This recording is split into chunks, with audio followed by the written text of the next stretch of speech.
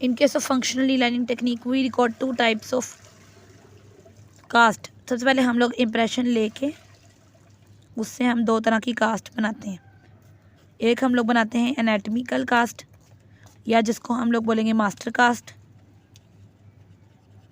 और दूसरी हमारी रिफ्रैक्टरी कास्ट होती है।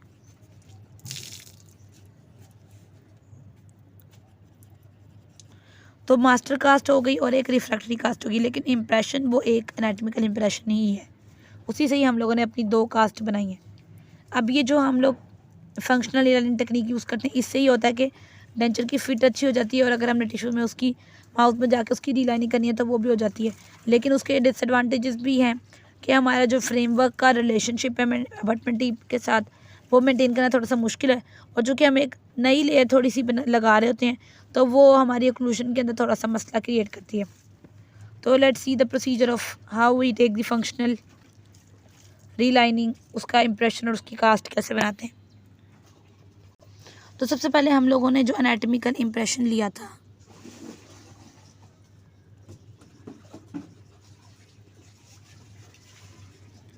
उस एनाटॉमिकल इम्प्रेशन को यूज़ करके हम लोगों ने मास्टर कास्ट बनाई, और अब हम उस मास्टर कास्ट के ऊपर अपना पार्शियल डेंचर का फ्रेमवर्क बनाएंगे। तो ये हमारे पास हुआ फर्स्ट मास्टर इम्प्रेशन।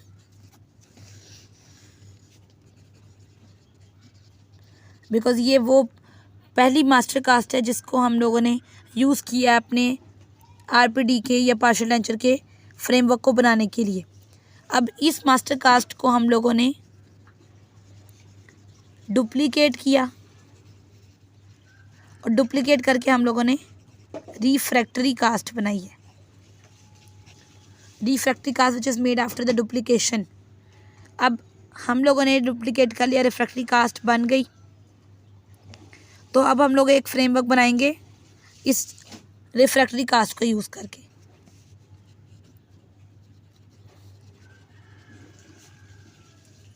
ठीक है, यानी पहले हम लोगों ने मास्टर कास्ट से एक फ्रेमवर्क बनाया, अब हम लोगों ने रिफ्रैक्टरी कास्ट से एक फ्रेमवर्क बनाया।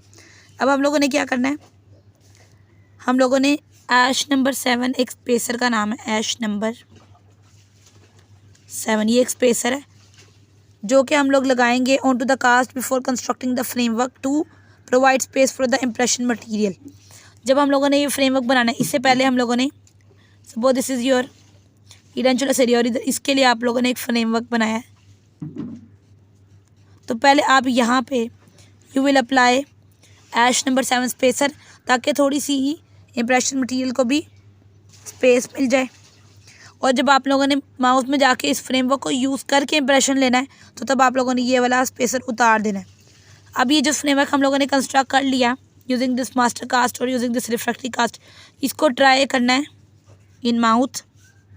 और जब हम उसको ट्राई करें होंगे, अगर उसकी फिट ठीक हो जाए, तो अब हम लोगों ने इस फ्रेमवर्क को यूज़ करके एक इम्प्रेशन लेना है, और उसको बोलते हैं सेकंड मास्टर इम्प्रेशन।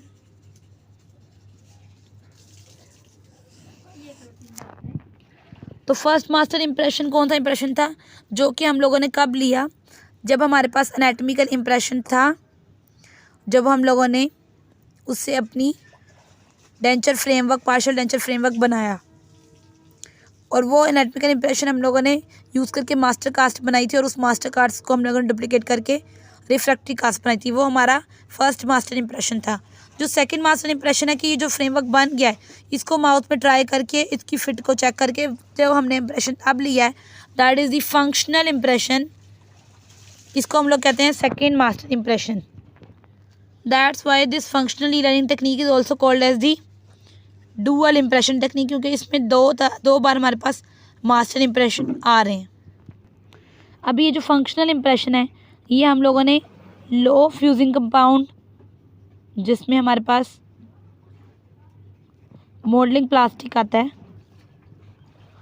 उसको यूज़ करके हम लोग लेते हैं, और उसको हम लोग थोड़ा सा फ्रेमवर्क के ऊपर थोड़ा सा फ्लो कराते हैं लाइट सी कंसिस्टेंसी में, एंड उसको प्लेस करते हैं विद इन द माउथ। और ये जो मॉडलिंग प्लास्टिक है, ये डिफरेंट तरह की कलर्स में मिलता है डिपेंडिंग अपॉन द विस्कोसिटी। जैसे कि ग्रीन वाला जो है वो लो विस्कोसिटी है, ब्राउन या रेड जो है वो मीडियम विस्कोसिटी है, और जो ब्लैक या वाइट है वो हाई विस्कोसिटी है। तो यहाँ पे हम लोगों ने यूज़ किया ये मॉडलिंग प्लास्टिक, और चूँकि ये फंक्शनल इम्प्रेशन है तो that's why a little bit of pressure is applied, ताकि हमारे टिश्यूज़ थोड़े से कॉम्प्रेस्ड हो और हमारे पास एक फंक्शनल इंप्रेशन आए। क्योंकि हम लोग ये एनाटॉमिकल इंप्रेशन रिकॉर्ड नहीं करें, we are recording the functional impression, so we have to apply the pressure to compress them. उसके बाद हम लोग इस मॉडलिंग प्लास्टिक को जब हम लोगों ने लगाया तो ये एज एन रिसेप्टिकल काम कर रहा है, और ये काइंड ऑफ एक ट्रे के तौर पर काम कर रहा है, and it is use to make the final impression, to make the final impression with the zinc. अब इसके बाद भी ये तो फंक्शनल इंप्रेशन है, इसके बाद एक फाइनल इंप्रेशन भी होगा जो कि हम लोग करेंगे zinc oxide eugenol.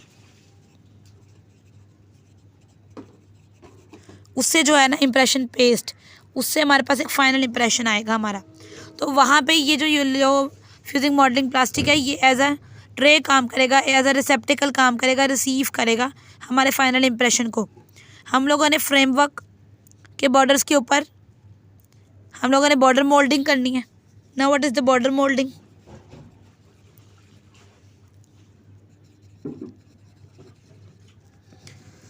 Border moulding हम लोग करते हैं अपनी चीक्स और टंग्स को मैनिपुलेट करके। जब हम लोगों ने मोल्डिंग प्लास्टिक की मदद से टिश्यूज़ को रिकॉर्ड कर लिया तो अब हम लोगों ने उसको ट्रिम करना है ताकि हम वहाँ पे स्पेस बनाएं इस पेस्ट के लिए।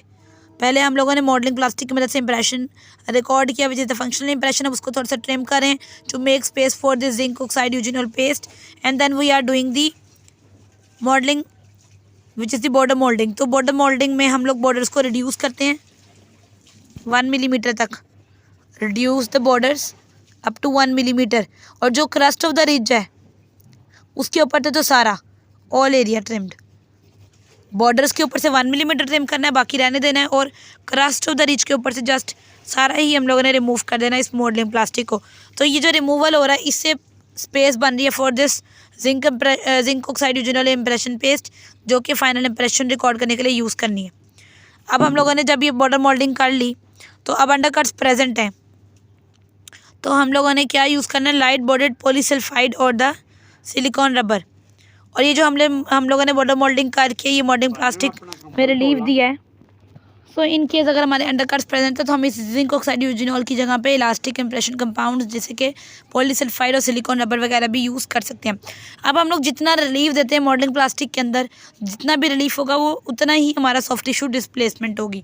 ठीक है, तो पेशेंट ने अपना माउथ जो है वो पार्शली ओपन रखना है जब हम लोग ये अपना फाइनल इंप्रेशन ले रहे हैं, ताकि हमारे पास हम लोग को हैंडलिंग थोड़ी सी ईजी हो जाए और हमारे पास जो चीक मूवमेंट्स और टंग मूवमेंट्स हैं वो हमारे कंट्रोल में हो, और हम लोग साथ साथ अपना डेंचर का फ्रेमवर्क का जो रिलेशन है वो टीथ के साथ उसको भी अच्छे से ऑब्जर्व कर सकें।